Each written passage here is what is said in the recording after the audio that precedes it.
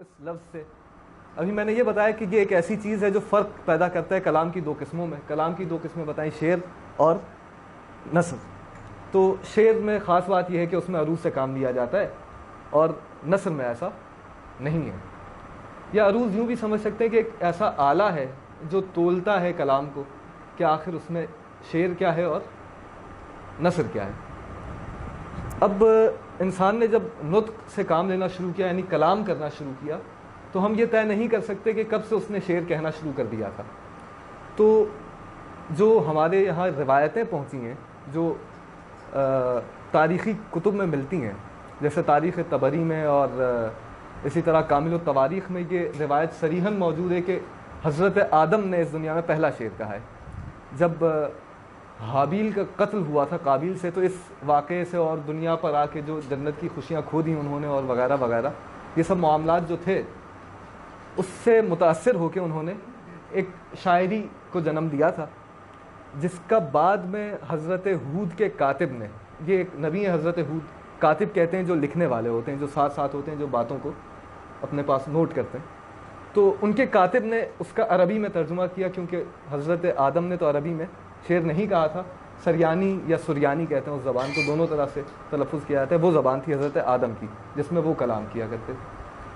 حضرت ہود کے کاتب, حضرت ہود تک جب تک کہانی آئی تو عربی کا آغاز ہو چکا تھا, اور اس وقت ان کے کاتب نے پہلی مرتبہ عربی میں کسی شاعری کا ترجمہ کیا. یہ وہی شاعری تھی جو حضرت آدم نے کی تھی. اس کا ایک مصرع میں نے وہاں پر آپ لوگوں کے لیے لکھا ہے, تغیرت البلاد ومن علیہا, بدل گیا ہے وہ سب کچھ جو کہ اس شہر میں تھا, اور یہ شہر بھی, یعنی کہ یہ شہر بھی بدل گیا ہے اور وہ سب بھی بدل گیا ہے جو اس میں تھا. آپ لوگ عربی کے سیکشن کر چکے ہیں میرے خیال سے, تو اتنا آپ کو برا نہیں لگے گا یہ عربی مصرع. یہ حضرت آدم کا خیال ہے, یہ الفاظ حضرت ہود کے کاتب کے ہیں, ٹھیک ہے, انہوں نے اس کو شاعری میں ڈالا. جی, بلاد کا مطلب ہے شہر, تغیرت کا مطلب ہے تبدیل ہو گئی, شہر, ومن وا مطلب اور, من علیہا جو کچھ اس میں تھا, ٹھیک ہے. یہ اس میں ایک پہلا مصرع ہے, وہ باقی سب بورنگ ہو جائے گا اس وقت اگر میں عربی شاعری یہاں پر ڈسکس کرنا شروع کر دوں, یا ہمارے موضوع سے خارج ہو جائے گا. بہرحال یہ ایک نمونہ تھا جو پہلی شاعری کا تھا عربی میں. اچھا, مزید بالکل پہلا مرثیہ, اصل میں شاعری جذبات سے تعلق رکھتی ہے, چونکہ احساسات سے تعلق رکھتی ہے, تو میرے خیال سے حضرت آدم کو دنیا میں آنے کے بعد اچھے جذبات کا سامنا نہیں ہوا تھا, تو اس کے نتیجے میں اسی طرح کی شاعری ایکسپیکٹڈ تھی. اچھا, جب یہ معاملہ ہو چکا تو ہم نے اب تک یہ بات کی کہ یہ عربی میں شاعری کا یہ آغاز ہے, اور ہم اردو میں جب شاعری کی بات کرتے ہیں تو ہمیں لامحالہ عربی تک جانا پڑتا ہے. ابھی جعفری صاحب یہاں پر بہت اچھی بات کر رہے تھے اردو شاعری کے بارے میں, اور آپ لوگوں نے سب سنا بھی. اس کے علاوہ جو میں آپ سے باتیں کرنا, اچھا وہ سب باتیں ایک عام ذوق شعری سے تعلق رکھنے کی باتیں. ہم یہاں پر جو میرا سیکشن ہے وہ آپ کے ساتھ اس مورد پہ کہ شاعری میں کیا ہوتا ہے, ردیف قافیہ آخر کو ہوتا کیا ہے, اور اس میں وزن کس طرح سے آتا ہے, کس طرح سے آپ شعر نکال سکتے ہیں ایک نثر میں سے, یا پرکھ سکتے ہیں اس کو. آج تو ہم میرے خیال سے اس تک نہیں پہنچ پائیں گے کچھ ابتدائی بحثوں میں, لیکن یہ کہ کل ہم وہاں تک پہنچ سکیں گے, یا آپ اس بات کو سمجھنے کے قابل ہو جائیں گے انشاءاللہ کہ کس طرح سے شعر نکالا جاتا ہے. آج جو میرا موضوع بحث ہے وہ یہ ہے کہ جناب عالی, اچھا حضرت ہود کے بارے میں یہ جاننا ضروری ہے کہ دو ہمارے انبیاء ایسے ہیں جن کے بارے میں کہا جاتا ہے کہ ان کا معجزہ ان کی آواز میں تھا, اور یہ میری تحقیق کا حصہ بھی ہے کہ حضرت داؤد ہیں اور حضرت ہود ہیں. ان کے بارے میں کہا جاتا ہے کہ جب یہ گایا کرتے تھے تو لوگ ان سے متاثر ہوتے تھے, یا ان کا معجزہ یہی تھا کہ وہ کلام کو گنگناتے تھے یا گاتے تھے, یا بہت خوبصورت آواز تھی, چرند پرند پہاڑ دشت انسان سب ان سے متاثر ہوتے تھے. اب ایسے شخص یا ایسے نبی کی صحبت میں رہنے والا کاتب, کیونکہ کاتب ساتھ ساتھ ہی ہوا کرتے تھے, کبھی الگ نہیں ہوا کرتے, سفر میں حضر میں, بالآخر یہ ہے کہ وہ ساتھ ہی رہتے تھے, تو اس صحبت کا اثر یہ ہوا کہ ایک چیز پیدا ہو گئی جسے شعر کہا جانے لگا, جو حضرت ہود کے کاتب نے لکھا. اس وقت تو انہوں نے شاید شعر اس کو نہ کہا ہو, آج ہم اس کو شعر کہتے ہیں, یا کہتے ہیں کہ بھائی یہ نثر سے الگ ہے. بہرحال اس میں ایک تفصیل ہے، اس کی طرف میں نہیں جا رہا کہ کب ایسا ہوا کہ شعر نثر سے الگ ہونے لگا اور لوگوں نے سمجھا. اس میں بطیکہ میں رسو نے ایک بہت تفصیلی بحث کا آغاز کیا تھا. اس سے ہٹ کر اچھا میں یہ کہتا ہوں یا آپ کو سمجھانا چاہتا ہوں بالآخر کہ اس بات سے ہمیں یہ معلوم ہوتا ہے کہ موسیقی کا ایک بہت گہرا تعلق ہے شاعری کے ساتھ. یہ بات لوگ سب کہتے ہیں، سنتے بھی ہیں کہ چولی دامن کا ساتھ ہے یا جیسے اسی طرح کی باتیں. میں سمجھتا ہوں کہ یہ موسیقی ماں ہے، کیونکہ جیسا کہ آپ نے دیکھا حضرت حود کی خاص بات یہ تھی کہ وہ اچھے گائک تھے یا اچھا ان کی آواز میں سریلے تھے وہ، اگر ہم عامیانہ الفاظ استعمال کریں تو اس سر سے متاثر ہو کے ہو سکتا ہے ممکنہ طور پہ اس کاتب کے اندر ایک ردھم پیدا ہوا ہو جس کی وجہ سے اس نے شعر کہنا شروع کیے. اچھا مزید بات یہ ہے کہ پھر آگے جب چلتے ہیں تو مختلف شاعروں نے اس موضوع کو بیان کیا ہے کہ ہم حضرت آدم کی اولاد ہیں اور حضرت آدم ہی پہلے شاعر ہیں. تو اس میں جو ہے وہ مختلف حوالوں سے شعر نقل ہوئے ہیں. ایک تو حضرت امیر خسرو کا ہی شعر میرے پاس لکھا ہوا ہے اس وقت کہ ماں ہمیں در اصل شاعر زادے ہیں، ہم سب اصل میں شاعر زادہ ہیں یعنی شاعر کی اولاد ہیں. اور آگے اگلے مصرے میں کہتے ہیں کہ دل بین محنت ناز خود دادے ہیں، ہم نے اس محنت کو اپنی مرضی سے نہیں اپنایا، یہ تو ہماری اس میں شامل ہے، جینز میں ہے بیسیکلی. جی ہاں، یہ میراث میں ہمیں ملی ہے، ہم سب شاعر زادہ ہیں. تو اگر ان میں سے کچھ لوگ واقعی شاعری کر رہے ہیں تو اس میں اچنبے کی بات نہیں ہے، انہوں نے اپنی محنت سے اس کو حاصل نہیں کیا یا اپنی مرضی سے. جیسے غالب ایک اپنے فارسی شعر میں کہتے ہیں کہ ماں نبودین بین مرتبہ راضی غالب، شعر خود خواہشان کر کے گردد فن ماں. ہم اس مرتبے پہ راضی نہیں تھے، اس مقام پہ راضی نہیں تھے کہ ہمیں لوگ شاعر کہیں.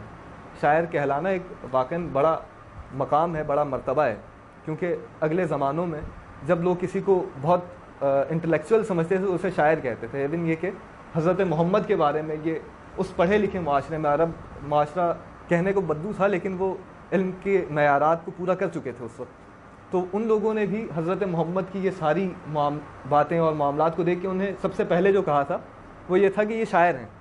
تو پھر بعد میں ان کو اس بات کا اندازہ ہو گیا کہ بھائی رسول ایک مرتبہ ہے جو شاعر سے بلند ہے بالآخر، لیکن اس وقت ان کے لیے ایک قابل آدمی شاعر ہونا چاہیے تھا یا کہلاتا تھا یا اس کو ہونا چاہیے شاعر. اگر کوئی شاعر ہے تو وہ ایک بہت پڑھا لکھا اور انٹلیکچوئل ہے. تو غالب نے بھی یہاں پر اسی مضمون میں اشارہ کیا کہ ہم نے اپنی مرضی سے یہ مقام نہیں اپنایا بلکہ شعر نے خود یہ خواہش کی ہے کہ ہمارا فن بن جائے. تو یہ بھی اصل میں حضرت آدم کے شاعر ہونے کی طرف بات جاتی ہے. پھر مزید ایک فارسی کے شاعر ہیں، کہتے ہیں کہ آن کے اول شعر گفت آدم صفی اللہ ہو، جس نے پہلے بار شعر کہا وہ آدم صفی اللہ تھے.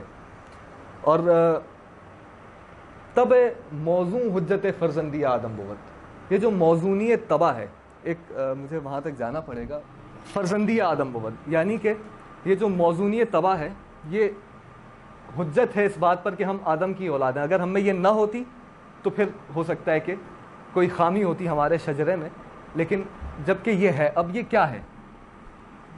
اس تک پہنچنے کے لیے میں ایک فلو چارٹ کی صورت دینا چاہتا ہوں یہاں پہ مجھے، کہ وزن کیا ہے. موزون اصل میں لفظ نکلا ہے وزن سے. عربی میں اگر آپ لوگوں نے پڑھا ہے تو اس میں مفعول ہوتا ہے، جیسے مقتول، مظلوم، مقتول جس کو قتل کیا گیا، مظلوم جس پر ظلم ڈھایا گیا. اسی طرح موزون، موزون جس کو وزن میں کیا گیا. اب یہ لفظ وزن کیا ہے؟ جب میں نے آپ سے کہا کہ کلام ایک بحث ہے کہ کلام کیا ہوتا ہے، نطق کے ذریعے آگے بڑھتا ہے، انسان بات کرتا ہے اور پھر کوڈ کرتا ہے، ڈی کوڈ کرتا ہے چیزوں کو آپس میں. تو ایسے ہم کہتے ہیں کہ اس نے کلام کیا ہے.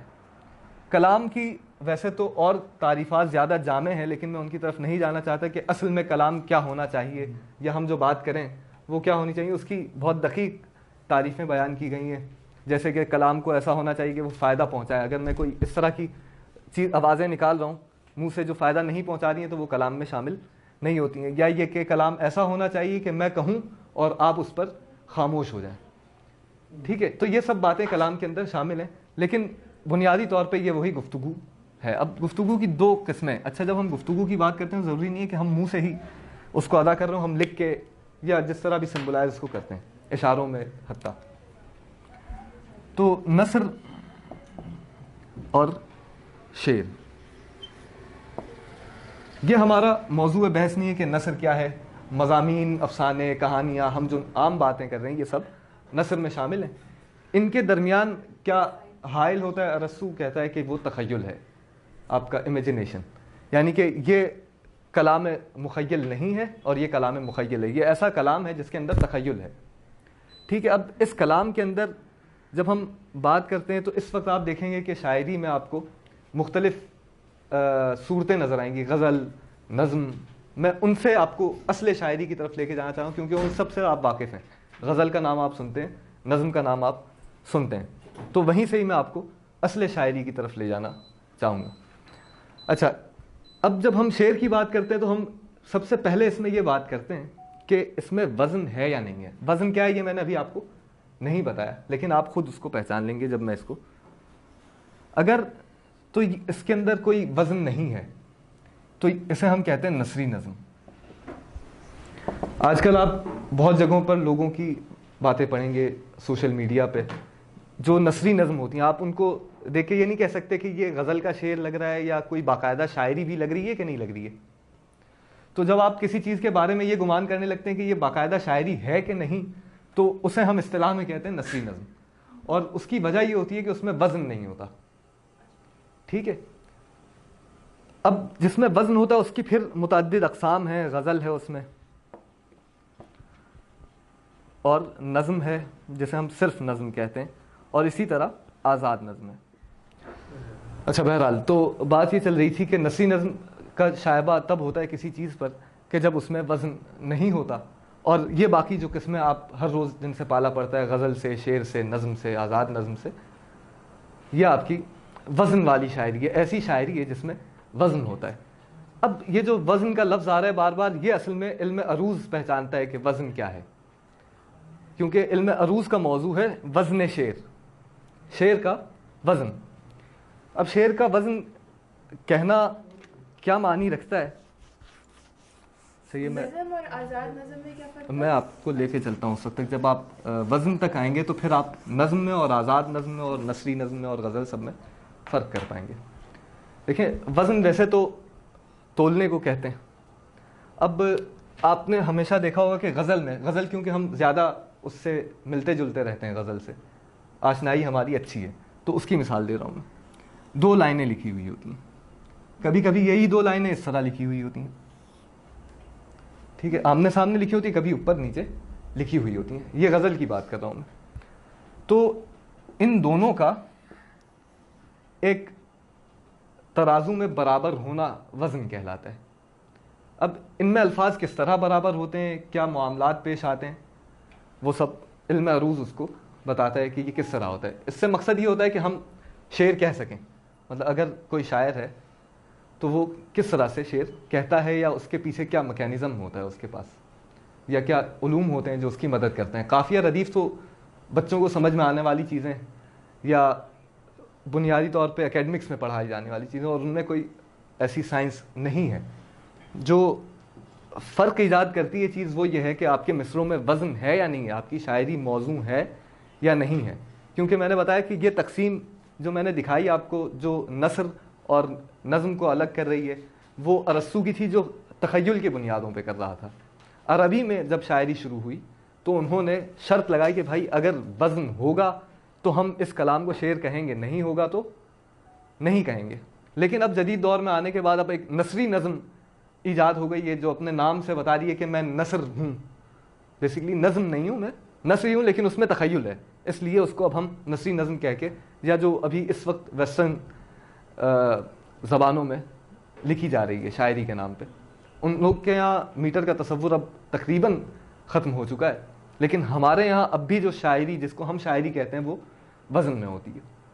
اور آئندہ وقتوں میں نہیں کہا جا سکتا کہ کیا صورتحال ہوگی، یہ شاعری وزن میں رہے گی بہت وقت تک یا نہیں رہے گی. بہرحال اس وقت یہ ہے کہ اردو، فارسی اور عربی کی جو شاعری ہے اس کے لیے ایک بنیادی شرط یہ ہے کہ وہ وزن میں ہو، موزوں ہو. یہاں تک کوئی سوال ہے؟ نثر کی کیا معنی ہے؟ نثر کے معنی وہ کچھ ہے جو شاعری نہیں ہے، شعر نہیں ہے. یعنی کہ آپ جو بات کر رہے ہیں، جو آپ لکھ رہے ہیں، خط لکھ رہے ہیں، مضمون لکھ رہے ہیں، تھیسس لکھ رہے ہیں، افسانہ لکھ رہے ہیں، کہانی لکھ رہے ہیں، کچھ بھی بول رہے ہیں, میں ابھی آپ سے نثر میں بات کر رہا ہوں, یہ شاعری نہیں ہے. کلام کی دو ہی قسمیں میں نے آپ کو بتائیں. کلام ہر وہ کچھ ہے جو انسان کوڈ کرتا ہے اور سننے والا ڈی کوڈ کرتا ہے.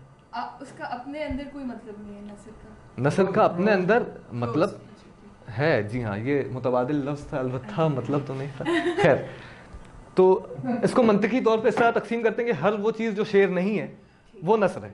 اور شعر کے بارے میں ہم نے بتایا کہ ہمارے لیے معیار یہ ہے کہ اس میں وزن ہو. ٹھیک ہے, تو ہر وہ چیز جس میں وزن نہیں ہوگا, فی الحال آپ لوگوں کے لیے ہر چیز وہ نثر ہے جس میں وزن نہ ہو, خاص طور پہ اردو, فارسی اور عربی میں. اچھا, یہاں تک ہمیں معلوم ہوا کہ دو مصرے جو غزل کے ہوتے ہیں ان میں ان کو برابر ہونا ضروری ہے. اب جیسے آپ لوگ کو کوئی شعر اگر یاد ہو تو آپ مجھے سنائیں گے, اور پھر میں اس کی طرف جاؤں گا کہ کس طرح سے علم عروض. میں کہنا چاہوں گا, جی بالکل, کوشش کیجیے کسی استاد کا. جی جی, تم میرے پاس ہوتے ہو گویا جب کوئی دوسرا نہیں ہوتا. تم میرے پاس ہوتے ہو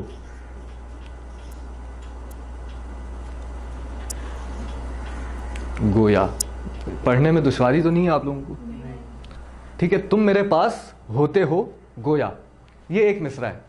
اس مصرے کا جو وزن ہے وہ اگلا جو اس کا مصرع آ رہا ہے جب کوئی دوسرا نہیں ہوتا اس سے برابر ہونا چاہیے.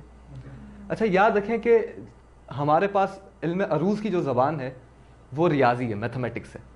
علم عروض ایک میتھمیٹیکل علم ہے جو شاعری کے پس پردہ ہوتا ہے یا اس کے بیک گراؤنڈ پہ کام کر رہا ہوتا ہے.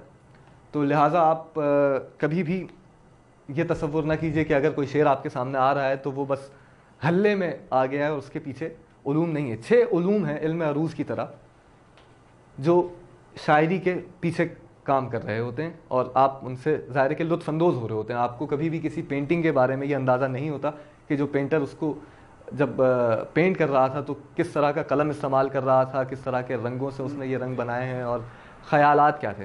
اچھا, خیالات آپ کے پاس آ سکتے ہیں, جیسے ابھی جعفری صاحب وہ شعر سنا تھے غالب کا کہ آتے ہیں غیب سے یہ مضامین خیال میں. تو شاعر آدمی یا شاعر طبیعت کا آدمی, شاعرانہ طبیعت کا آدمی, اس کے دل و دماغ میں یہ خیالات آتے ہیں اور غیب سے آتے ہیں. وہ عام طور پہ نثر سے کام چلا کے, یا ظاہر ہے کہ کسی کو اظہار خیال کرنے میں ان کو استعمال کر لیتا ہے. وہ انتہائی شاعرانہ خیال ہوتے ہیں, اس لیے آپ کو کچھ لوگوں کی باتیں بہت پسند آ رہی ہوتی ہیں, بہت شاعرانہ سی ہوتی ہیں, جبکہ آپ کو پتہ ہے وہ شاعر بھی نہیں ہے اور شعر بھی نہیں کہہ رہا, لیکن شاعرانہ باتیں کر رہا ہے. اس کا مطلب یہ ہے کہ وہ غیب سے جو مضامین ہیں وہ اس کے خیال میں آ رہے ہیں. جو خیال ہے اس کے پاس وہ شاعرانہ ہے, لیکن اس نے ان فنون میں مہارت حاصل نہیں کی ہے, لہٰذا وہ اب شعر نہیں کہہ سکتا. البتہ وہ نثر میں اپنا کام چلا رہا ہے, اپنے جذبات کا اظہار کر رہا ہے, اپنے دکھ کا, جس طرح سے بھی اس کو اپنے بات کو آگے تک پہنچانا ہے. یہ جو 6 آپ نے کہا کہ پیچھے سائنس ہے, جی, یہ وہ جان اچھا, سارے علوم نہیں ہیں, کچھ فنون بھی ہیں, کچھ فن ہیں. ایک علم اور فن میں فرق بھی ہے.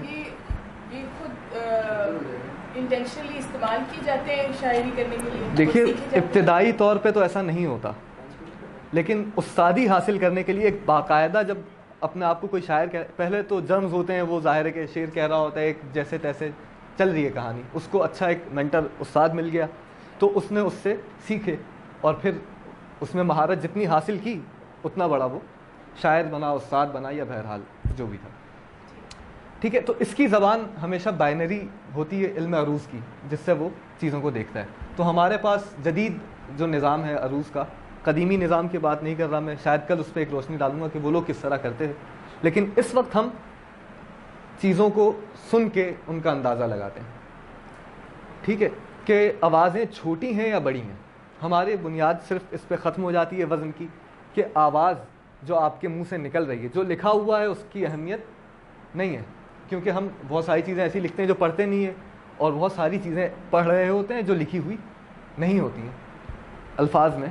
جیسے نون غنہ ہے, اس کا ہونا خود نہ ہونے کے برابر ہے, کیونکہ لکھا تو یہ جا رہا ہے, لیکن یہ صرف ایک ایسی آواز ہے جو باقاعدہ مثبتہ نہیں ہے, مورفین نہیں ہے یہ. ٹھیک ہے, تو جب ہم چلتے ہیں تو ہم کہتے ہیں کہ یہ کیا ہے.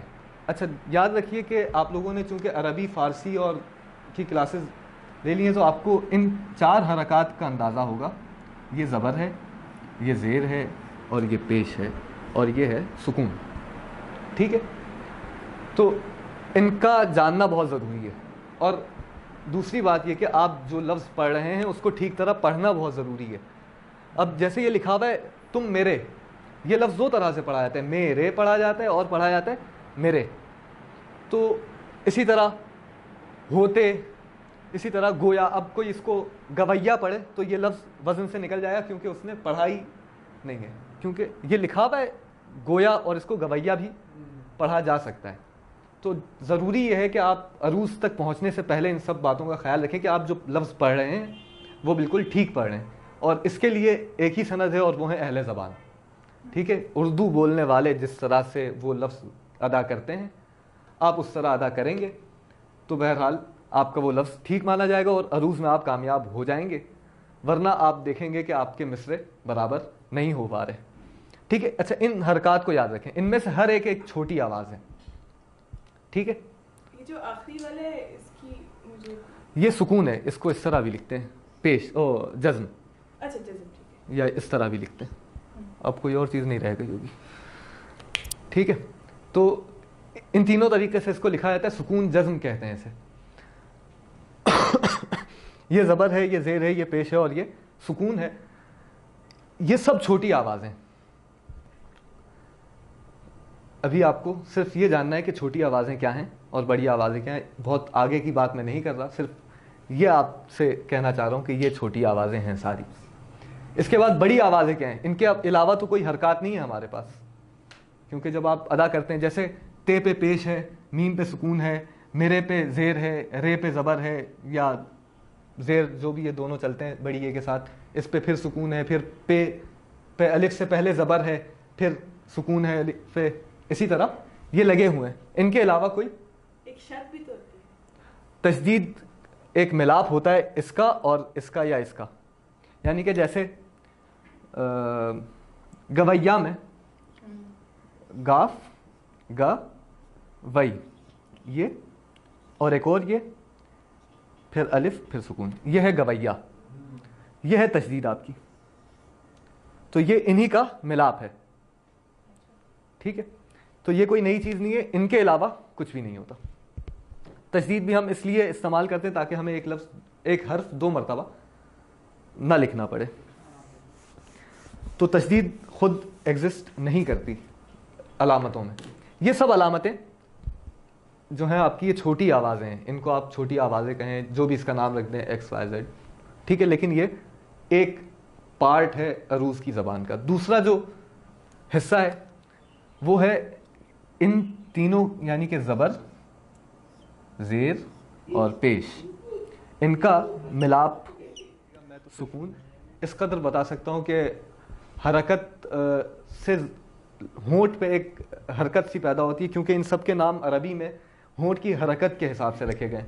ضمہ، کسرہ یعنی کہ ہونٹ ٹوٹتے ہیں، یا فتح جس میں ہونٹ چڑھتے ہیں. تو عربی جاننے والوں کو یہ زیادہ بہتر معلوم ہوگا، میں تو ادنا سا طالب علم ہوں بس. لیکن بہرحال حرکت اس کو یوں کہتے ہیں کہ ہونٹوں میں اس سے حرکت ایجاد ہوتی ہے یا ایک چیز پیدا ہوتی ہے. اور مجھے نہیں معلوم کہ میرا یہ خیال کس حد تک ٹھیک ہے. بہرحال تو اچھا، یہ بڑی آواز ہے. جب بھی ان میں سے کوئی ایک اس کے ساتھ جمع ہو جائے تو اسے ہم کہتے ہیں بڑی آواز. جیسے با. ٹھیک ہے، یہ تے پیش تو، یہ ایک چھوٹی آواز ہے. لیکن جب یہ میم سکون کے ساتھ جمع ہو جاتی ہے تو یہ ہو جاتی ہے تم، اور یہ ایک بڑی آواز ہو جاتی ہے. یعنی کہ ان تین حرکتوں میں سے جب کوئی ایک سکون کے ساتھ جمع ہو جائے تو اسے ہم کہتے ہیں بڑی آواز، اور اسے آپ سلیش سے ریپرزینٹ کرتے ہیں، اور ان سب کو ایک ڈیش سے. ٹھیک ہے، تو یہ سب چھوٹی آواز ہے. اگر یہ سکون اکیلا ہے، سکون اکیلا ہونے کا کیا مطلب ہے؟ سکون کبھی اکیلا نہیں آ سکتا. لیکن ایک لفظ ہے جیسے دوست. لفظ دوست میں یہ جو تے ہے آخر میں، اس پہ سکون ہے اور یہ اس کے پیچھے کوئی حرکت بھی نہیں ہے. تو اردو میں یہ بڑی عجیب بات ہے. عربی فارسی میں ایسا نہیں ہے. یہ صرف اردو کے لیے خاص بات ہے کیونکہ وہاں پر محال ہے یہ ایسا ہونا. فارسی اور عربی، فارسی میں تو خیر رائج ہے، لیکن عربی میں محال ہے کہ آپ دو سکون ایک ساتھ نہیں لا سکتے، اسے التقاء ساکنین بھی کہتے ہیں، ٹھیک ہے، یہ جائز نہیں ہوتا وہاں پہ، مطلب وہ ادا ہی نہیں کر سکتے اپنی زبان میں اس کو، کہ دوست کیسے کہیں گے. تو دوست تک تو سمجھ میں آ رہا ہے، لیکن تے، اب اس میں آپ دیکھیں گے کہ دوست کے اندر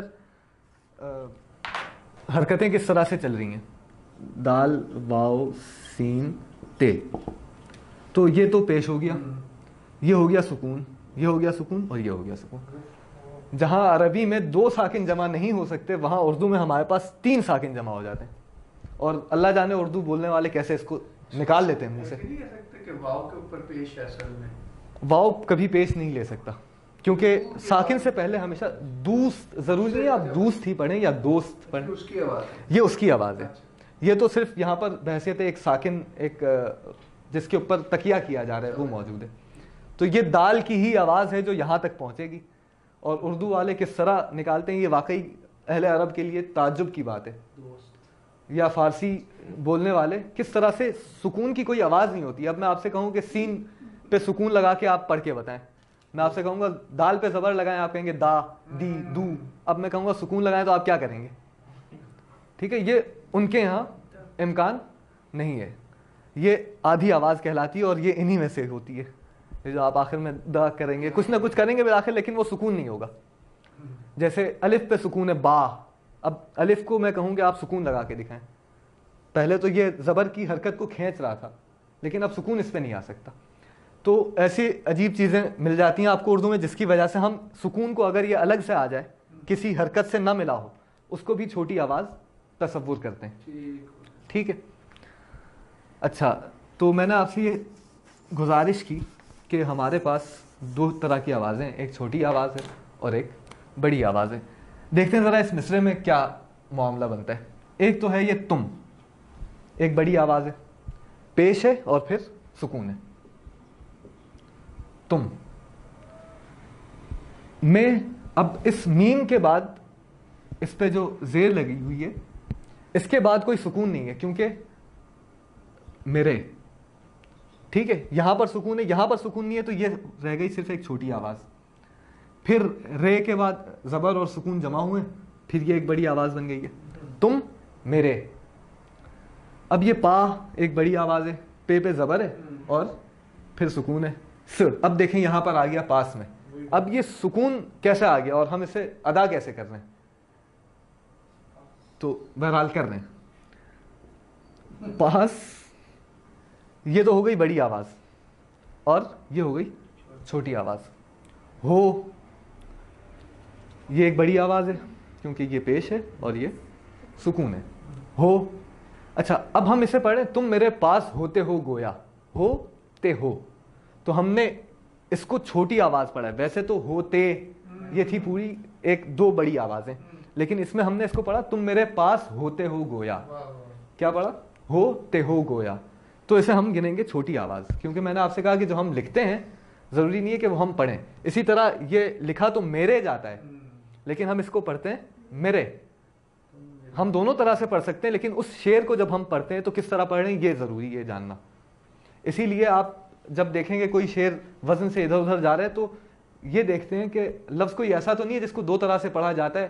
جیسے میرے لکھا ہوا ہے اور آپ نے اس طرح اس کو ڈائسیکٹ کیا بھی اور آپ کو پتہ چلا کہ وزن برابر نہیں ہو رہا، تو آپ اس کو دیکھتے ہیں کہ کیا یہ دوسری طرح سے پڑھا جاتا ہے. بہرحال وہ بات آگے آتی ہے.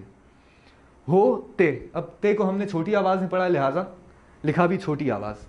ہو گو یا، یہ جو عمل ہے جو توڑنے کا ہے اسے ہم کہتے ہیں تختی. علم عروض اسے کہتا ہے تختی. اب یہ جو لکھی ہوئی یہ بات یہ علم عروض سمجھ سکتا ہے اور یہ کوئی عروضی سمجھ سکتا ہے. ٹھیک ہے، یہ آپ سمجھ سکتے ہیں، یا سننے والا یا جس تک آپ بات پہنچانا چاہ رہے ہیں، یہ اس کی زبان ہے اور یہ ہے آپ کی زبان جو کہ عروض سیکھنا چاہ رہے ہیں. ٹھیک ہے، تو یہ آپ کی، ہاں، قطع کرنا، توڑنا، تختی، تو اسے ہم تختی کہتے ہیں. اب مزید آگے چل کر اس کا اگلا مصرع کیا ہے؟ تم میرے پاس ہوتے ہو گویا جب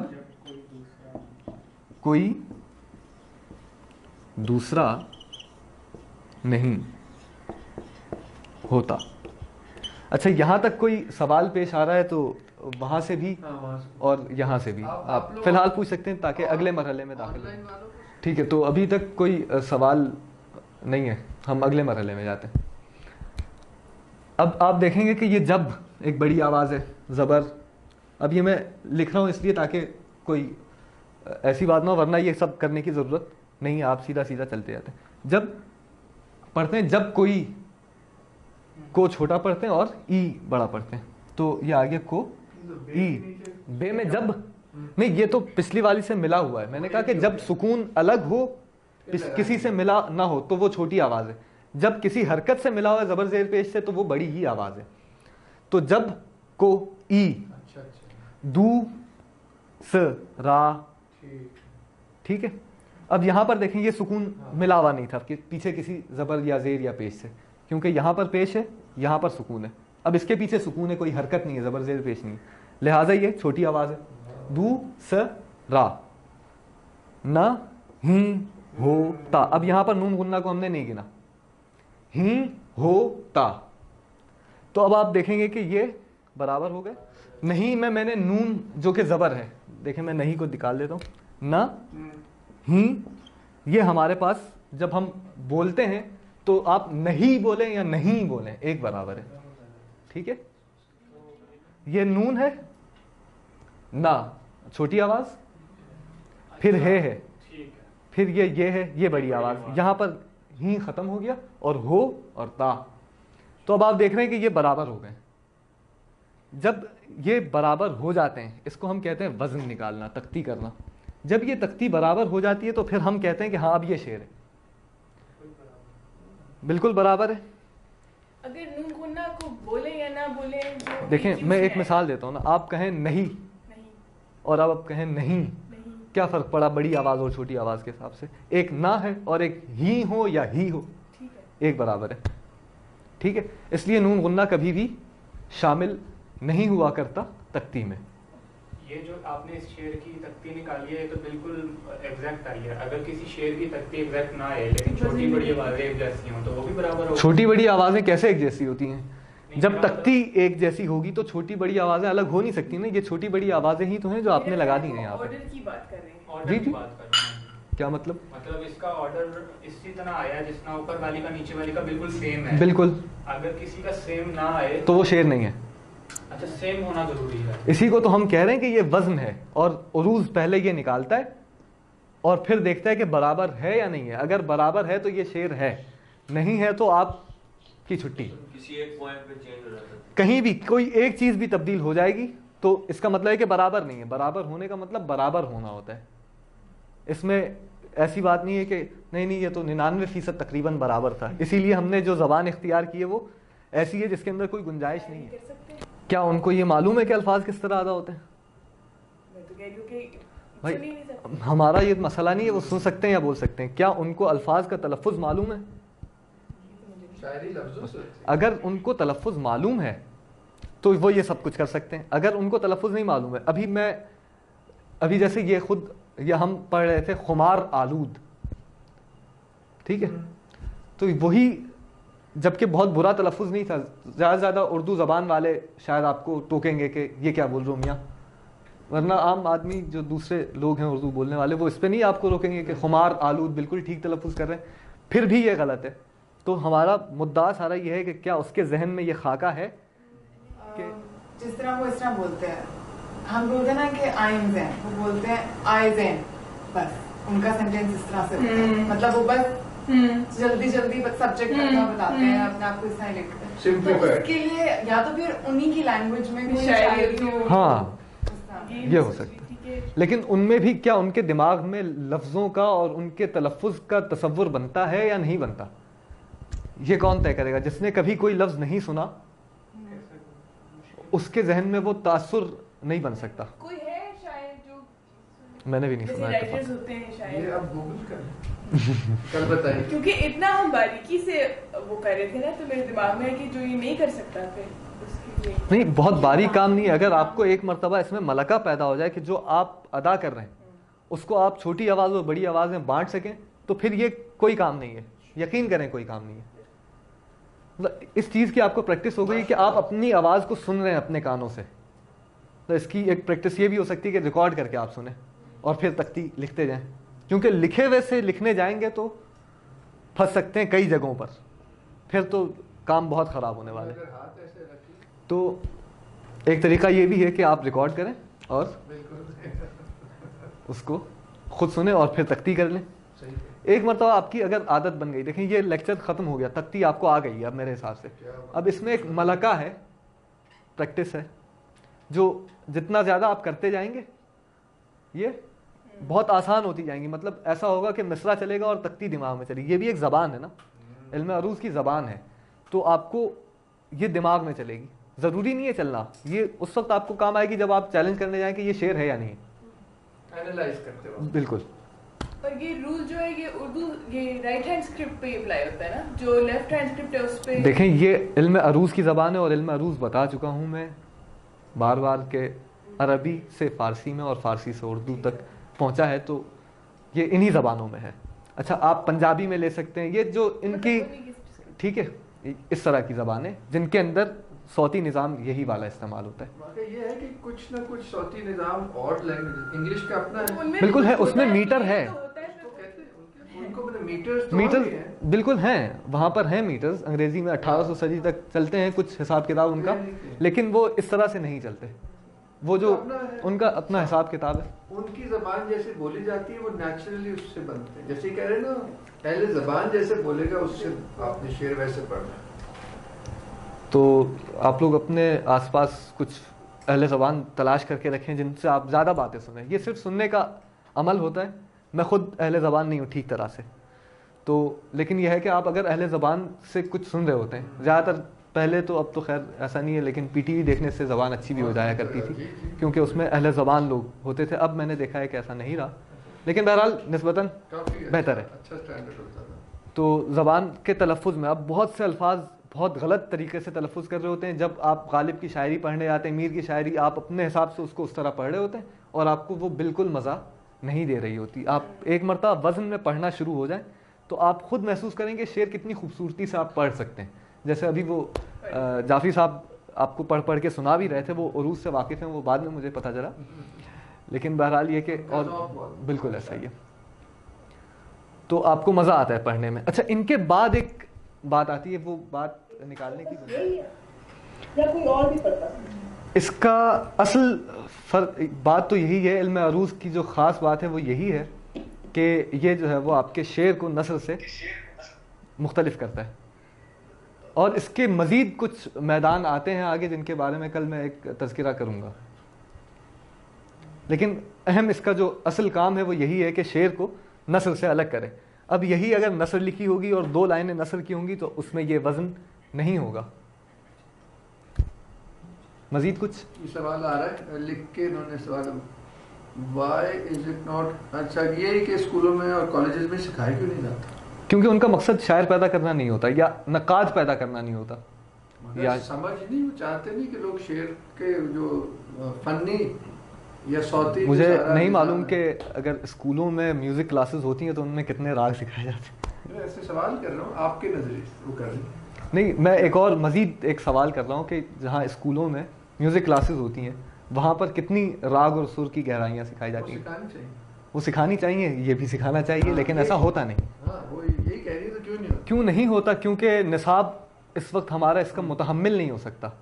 جس ایج گروپ میں بچوں کو تقریباً آخری مرتبہ اردو پڑھنے کو ملتی ہے وہ بہت ایسی عمر ہوتی ہے جہاں پہ ان کو لفظ ہی نہیں سمجھ میں آ رہے ہوتے, تو وہ آگے کی بات ہے. بہت کم ایسے لوگ ہیں جو اس علم سے واقف ہیں, اور آپ لوگ واقعی میرے خیال سے خوش قسمت ہیں کہ آپ لوگ کے لیے انتظام کیا خان صاحب نے بہرحال کے عروض کی ایک کلاس ہو, ورنہ لوگ نام سے نہیں واقف ہیں. ہو سکتا